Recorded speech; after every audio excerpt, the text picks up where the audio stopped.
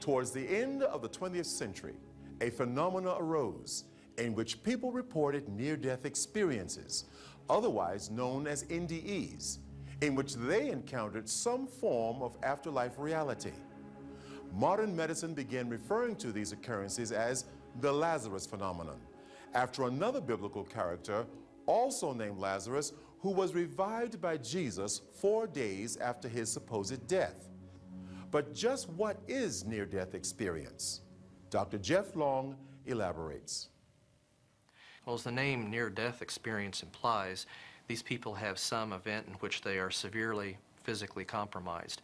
Generally, there's a severe physical malady that occurs very suddenly often or at the end of a chronic illness. Near-death experiences are very frequently associated with cessation of heart function or cessation of breathing function, and very often both. And given that 10 seconds after that the EEG, a measure of brain electrical activity, goes absolutely flat, it's medically inexplicable that near-death experiencers are having a conscious experience. There's so much more evidence behind something more going on with near-death experiences, something that is not medically explicable. There are blind people, including people that are blind from birth, that have near-death experiences, and for most of them it's a visual experience. That is absolutely medically inexplicable. These are people that are blind that for the first experience in their life where they've had vision and can see things in the world was during their near-death experience. There is no other explanation for that. Time and time again, we hear accounts of people that had their near-death experience and their consciousness separates from their body. So from a vantage point of their consciousness apart from their body, they're able to see and hear what's going on around them while they're being resuscitated. Very often they can see incredible detail of the events going on around them. Out of all the near-death experiencers that I've studied that had their consciousness come apart from their body and where they were seeing earthly everyday events, essentially all of them, what they describe, has been absolutely plausible. And of all the near-death experiencers I've seen who actually went and sought out verification of what they saw while their consciousness was apart from the body, every single time, with only one exception, what they saw was or heard was absolutely correct. And there is no explanation for that, for consciousness apart from the body at the time you're having a cardiopulmonary arrest. To people that think that near-death experience is not legitimate, I would remind them that there's at least 12 to 15 million Americans that have had near-death experience.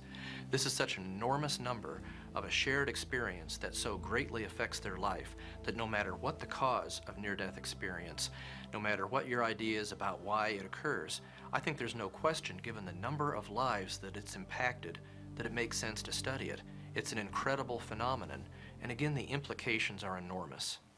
A medical practitioner who has experienced this firsthand is Dr. Melvin Morse of Seattle's prestigious Children's Hospital.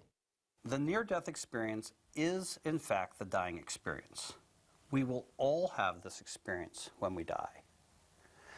The interpretation of the experience is in dispute.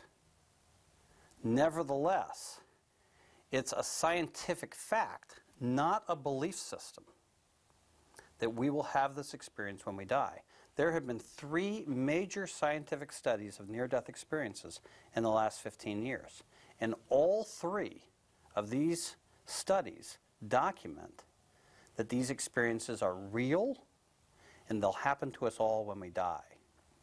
So the old ideas that these experiences are caused by a lack of oxygen to the brain, or are hallucinations caused by chaos in the brain at the point of death, are caused by the drugs that are given to patients that we resuscitate when we're dying, those ideas were, of course, respectable scientific theories, but turned out to not be true. In fact, near-death experiences are the dying experience, and that's a scientific fact, not an opinion. I think in terms of, certainly in terms of the consistency of the testimonies in near-death experiences, it suggests that the experience is a reality which is not purely the product of brain chemicals, because, I mean, we know from studies of the effects of drugs ordinarily that if you give one person a drug and then give the same drug to another person, they'll have 2 completely different experiences. There might be broad similarities, but not the level of consistency you find with a near-death experience. Science cannot give us the definitive answers to our questions about the afterlife. Not yet. until it can, our best source of information is the human experiences of those who have undergone death and seen the other side. One such story is that of Daniel Ekechukwu, an African pastor who lay dead in a mortuary for 3 days, yet lived to tell the tale. Let's join him now in Nigeria, where he tells his story of how he was raised from the dead.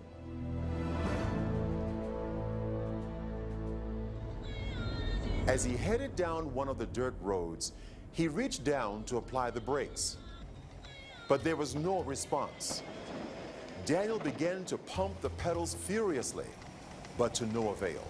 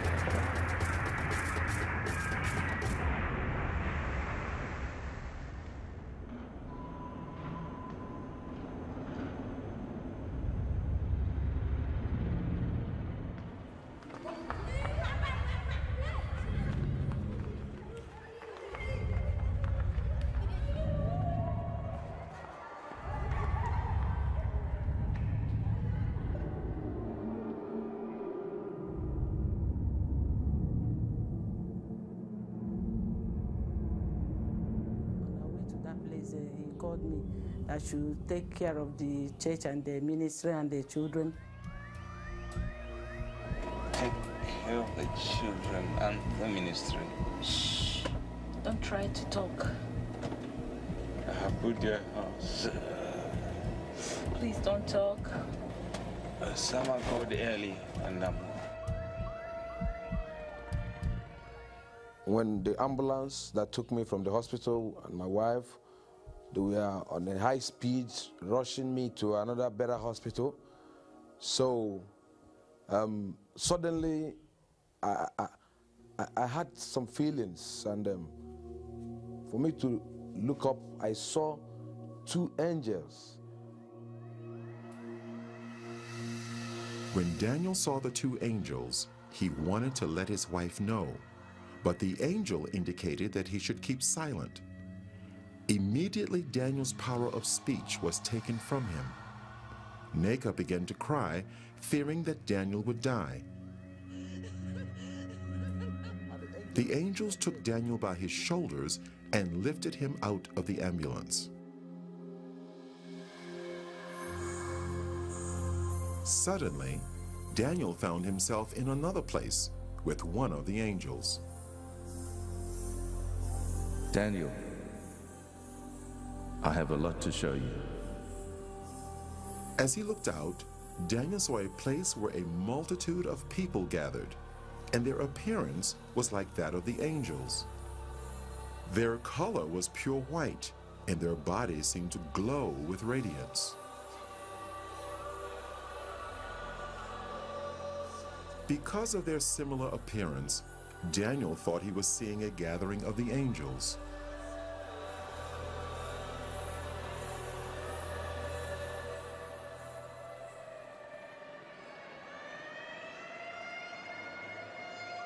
Meanwhile, the ambulance rushed to St. Eunice's clinic in Owerri.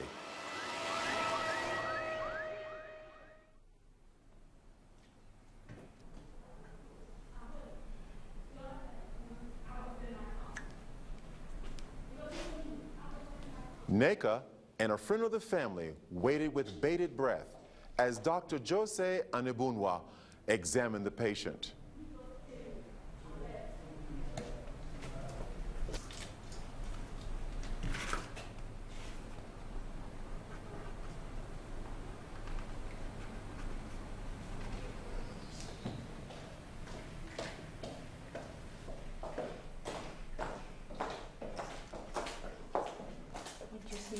Where's Nega? Oh, I'm sorry. I'm sorry. There's nothing I can do for you. I'm sorry. This is the death certificate. Give it to the mortician. He'll take care of you, okay? I'm sorry.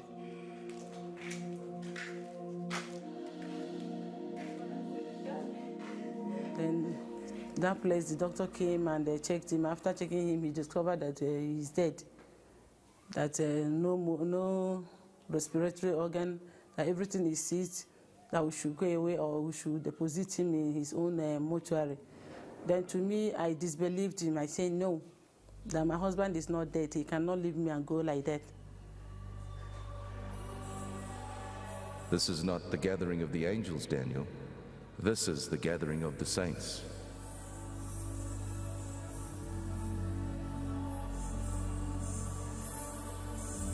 The differences between the saints and the angels were subtle. Their color is a pure, brilliant white from their hair down to their feet. But the difference is that the angels have wings, while the saints do not.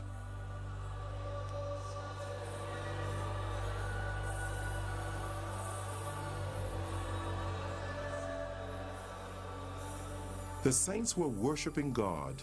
They worshiped God with one voice and raised their hands as they were singing.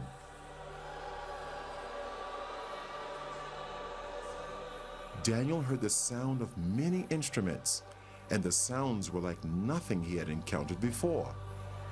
He longed to join these people and moved over towards them, but the angels stopped him. Daniel, don't go. I have a lot to show you. Take this file and record everything you see. The multitude that Daniel saw were all looking at a bright light that shone like the sun. It was the source of all the light there. A very thick, heavy light coming upon them there. Now, they were all looking at that light as if they are seeing something there. But to me, I cannot look at that light. I cannot look at that light because it's so dangerous to my eyes. So I try to dodge to look through, but they were looking through. But to me, I cannot look through.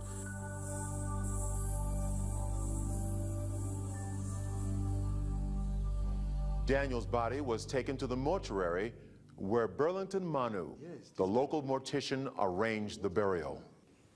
So we'll start the embalming procedures. I will need 1,000 naira.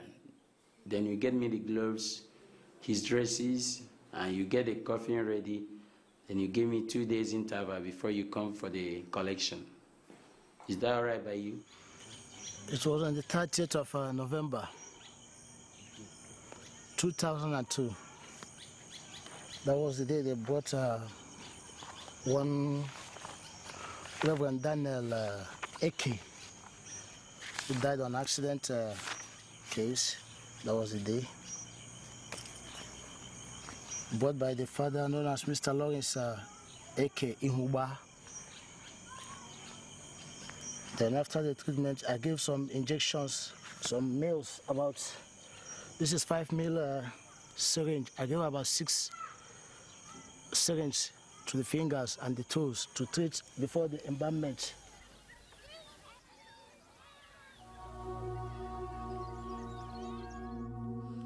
The 30th of November 2001 was a date forever etched on Nenka Ekechukwu's heart and mind. In fact, she remembers it well. That very day, it was terrible and horrible, and I was sorrowing. Then the word of God appeared to me in Hebrew 11:35. Women received their dead body back to life. So when I read that scripture, I said, dead bodies back to life, dead bodies, dead bodies. I began to meditate over the word of God. I said, dead bodies, my husband is one of the dead bodies back to life. I must take him to Bonke's crusade so that he will come back to life. Let's visit the mansions Jesus prepared for his people. Immediately, Daniel was in a new place with radiant mansions as far as the eye could see.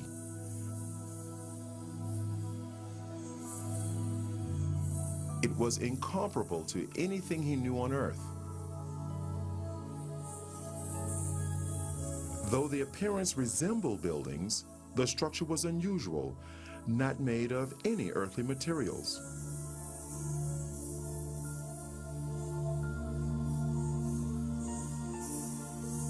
They seemed to be alive, moving. Daniel, Jesus has finished his work. The mansions are ready, but the saints are not ready. There was a sound of beautiful singing and worship, and it seemed to come from all around.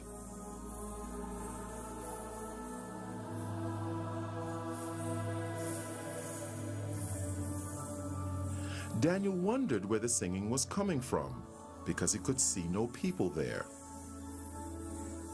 Daniel, the worship song you're hearing is being sung by the flowers.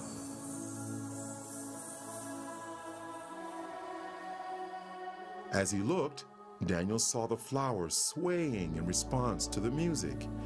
It actually seemed as if they were clapping their hands, shouting, and praising God.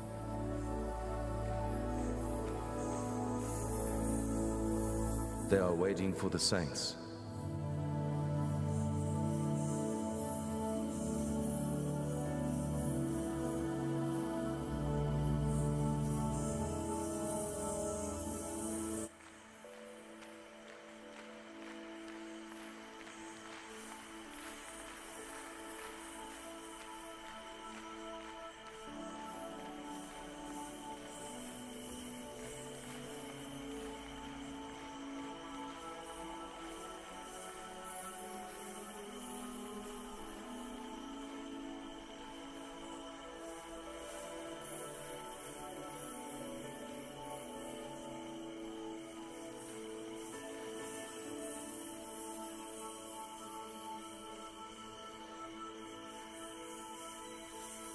It was around between 12:01 midnight when I came out.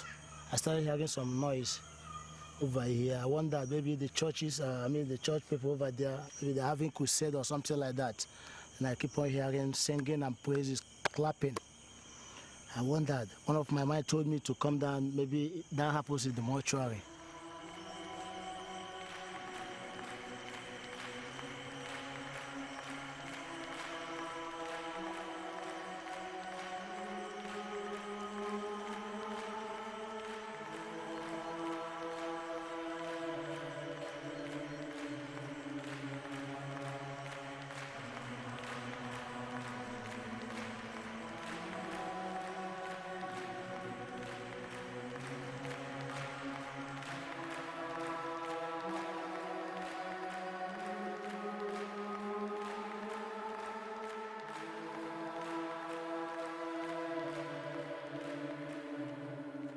We are now going to visit hell.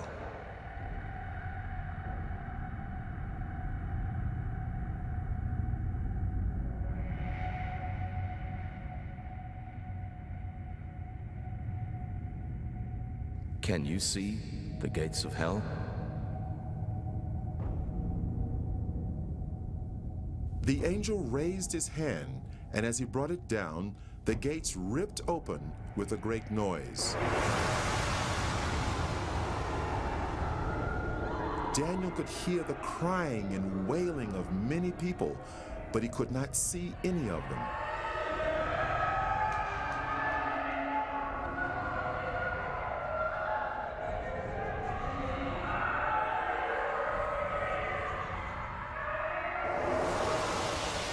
And then a light shone from the angel's body into the darkness, so that Daniel could see more clearly.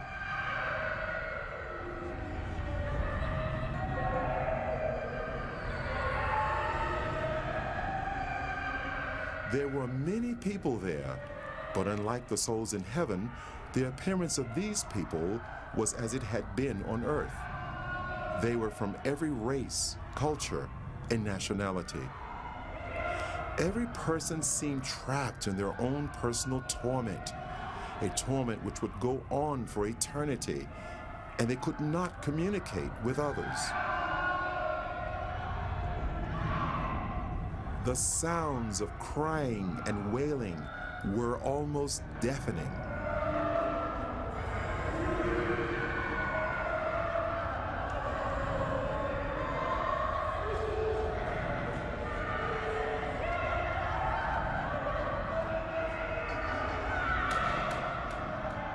Suddenly, they all seemed to become aware of Daniel and started crying to him for help. And they called to Daniel only as if they could not see the angel.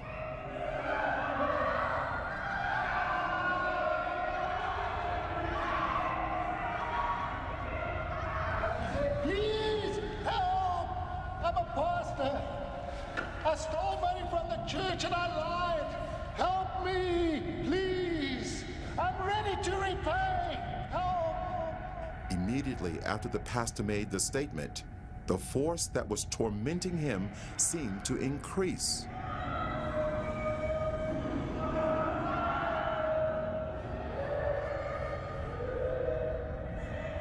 The people had flesh, but no blood, and they almost seemed to be on fire, although no flames could be seen.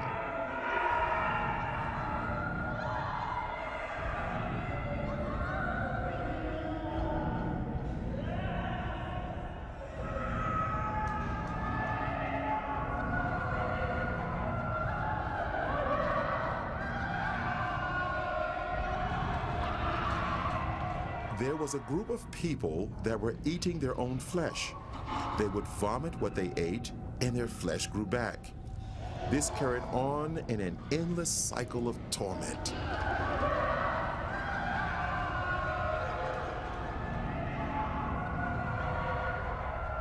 Those people you see eating themselves, they practiced witchcraft while they were on earth. They specialized in eating human flesh, and now they'll eat themselves forever. They are reaping what they sowed. That place is not good for any human being created by God to go. And God did not make that place for human being. He made that place for the devil and his agents. But stubborn human beings who will disobey God like the devil will also go there. God have no mind to put any human being in hell. It's a dangerous and a deadly place he made for the devil and his people. What was to follow was an earth-shattering statement by the angel. Daniel couldn't have imagined in his wildest dreams that he would hear the judgment. Daniel, if the book of your life was to be closed today, this would be your portion. No. I'm a pastor. I'm a child of God. I'm born again. And I preached all over this country. I mean, the country in which I'm... This can't be...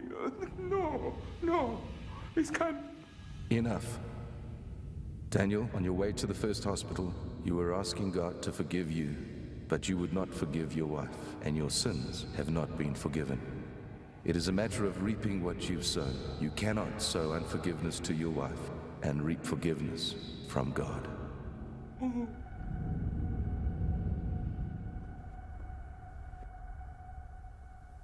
And immediately he made that statement, my spirit convinced me that what the angel told me or the judgment on me is true.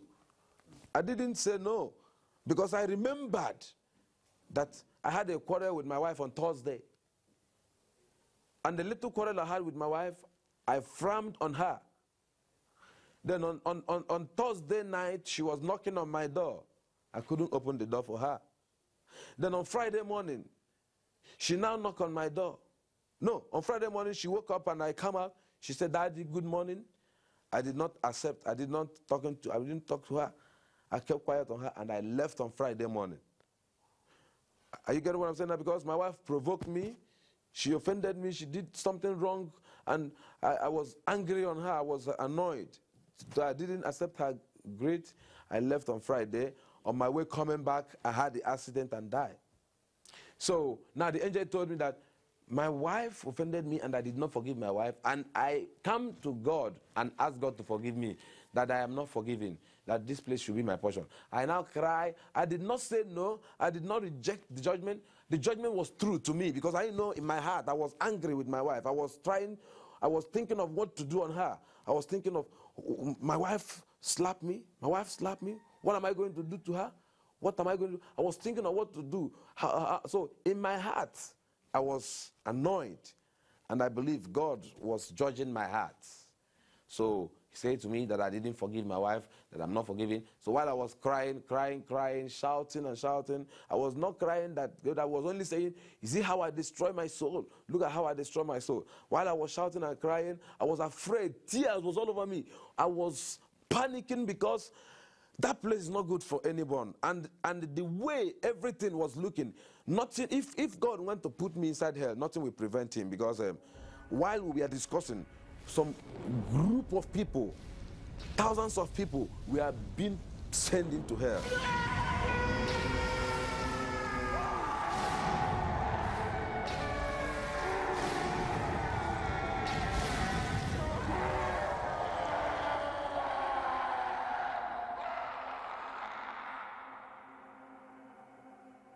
Then in me, I concluded in my heart that I must do something to make sure that my husband is revived, that I believe that he must come back to life if I should make a step of faith, that something good might come out of it. Papa? What? We'll take his body to church. What? Guinea? We must take Daniel's body to church. Madam, my daughter, Daniel is dead and is gone. He will come back to life. I know it. Naka's father-in-law dismissed her request to remove the body from the mortuary. But meanwhile, on the other side of town, things were working miraculously in her favor.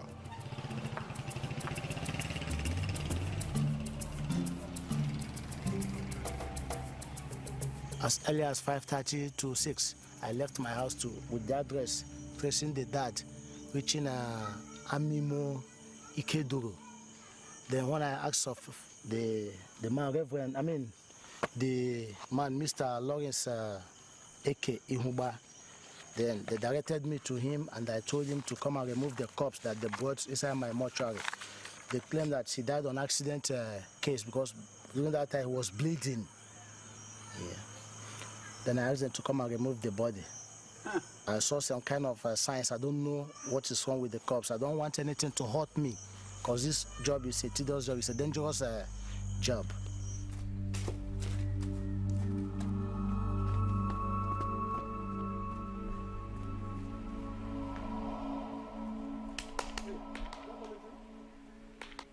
Morning, Diokba. What brings you so early? I want that body out of my morgue. Why? Things happened last night. What thing happened? What happened? Sounds of music coming from his room. Oh, calm down. The music may have come from the village. There were villagers marrying. What does that got to do with the dead? Not that. What exactly? This is no dream. There were music coming from his room. But tell me, were you drinking last night or what? I didn't drink anything. I mean every bit of it. And we took him from the mortuary, we dressed him up and put him inside the casket. Then we took off from Mortuary. Then we continued coming down to Onitsha.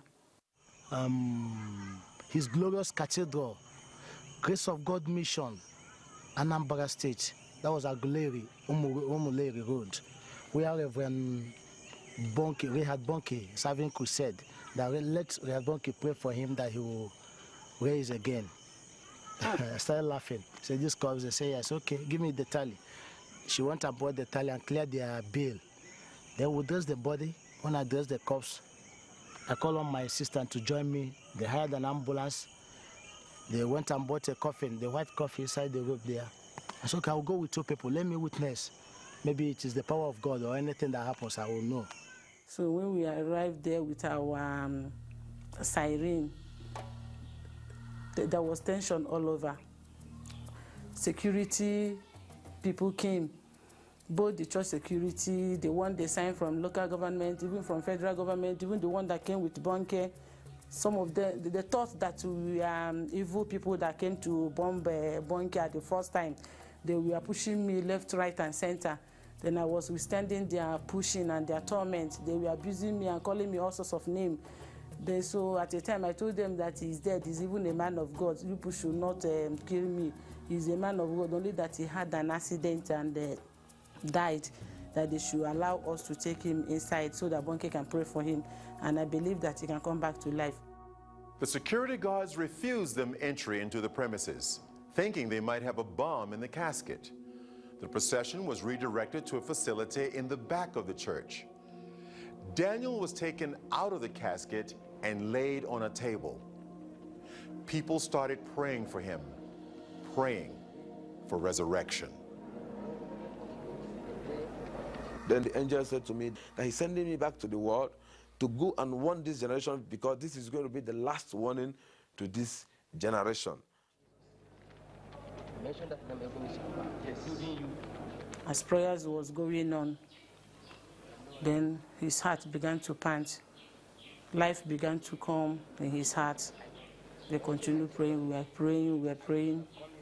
I saw these things were going on. He began to breathe gradually, but his body was still stiff.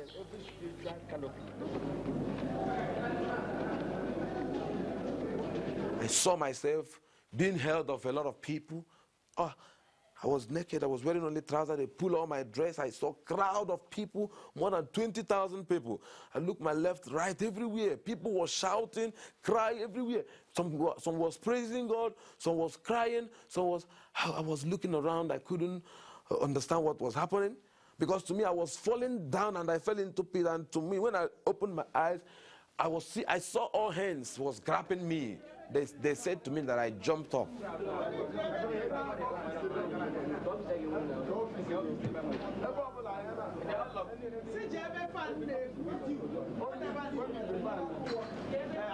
I saw this big cathedral. It's a very big cathedral.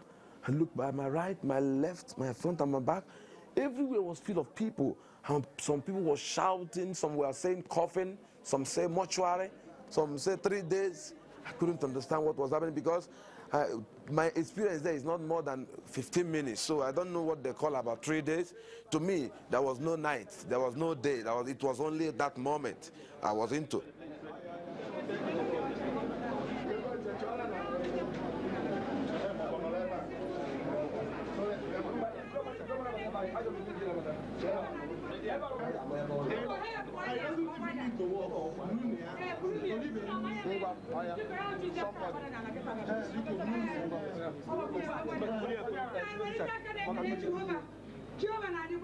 I now said to my wife, yes, what is happening? She said I should keep quiet until when we get to the house.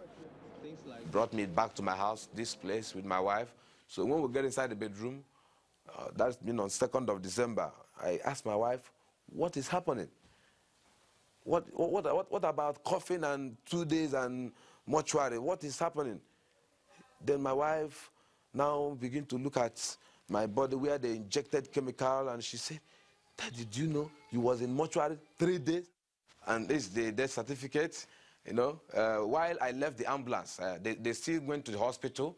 So the doctor now confirmed that I have died. They now use their equipment, check, according to, you can see, they check the heartbeats, everything, the eye pupil, everything, according to the doctor. After checking everything, he now confirmed that I was totally dead. He now gave them certificate that they should remove me. You can see it here, say, remove for mortuary. Experiences are nothing like dreams.